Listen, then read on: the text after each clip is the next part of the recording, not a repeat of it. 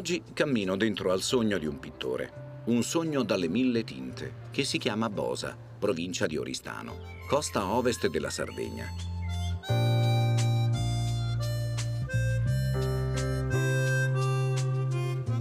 Il piccolo paese di 8.000 residenti è una tavolozza di colori, rosa, azzurri, gialli, lilla. E una semplice passeggiata si trasforma in una festa per gli occhi.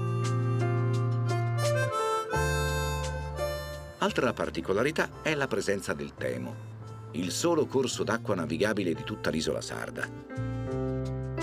6 chilometri canalizzati, su cui sfilano le barche da e per il mare.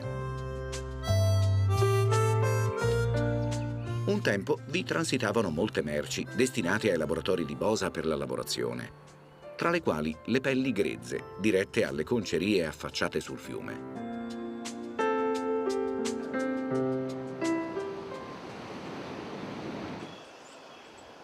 Nei secoli passati, la costa occidentale era flagellata dalle scorrerie di mori e pirati, per cui non stupisce la presenza di un ampio castello.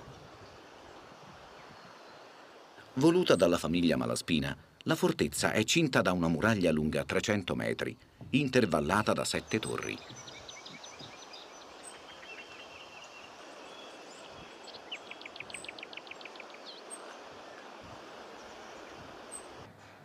Ma c'è poco da fare, qui sono le piccole case civili del borgo antico a farla da padrone.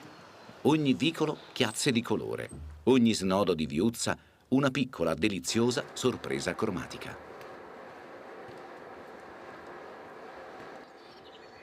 E non solo. Sotto i miei occhi, ad un tratto, la sorpresa che non ti aspetti. Una scena d'altri tempi. Alfonso è l'estremo custode di una tradizione secolare, uno dei pochissimi artigiani nassaioli rimasti in attività sull'isola. Da decenni compie gli stessi abili gesti per dar vita alle sue creazioni.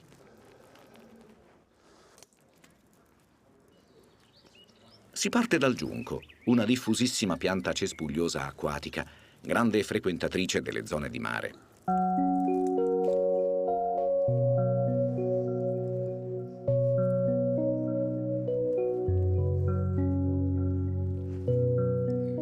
Tra le sue mani, l'elastica robustezza di questo legno si piega, dando forma alla nassa, a partire da un iniziale cerchio in filo di nylon.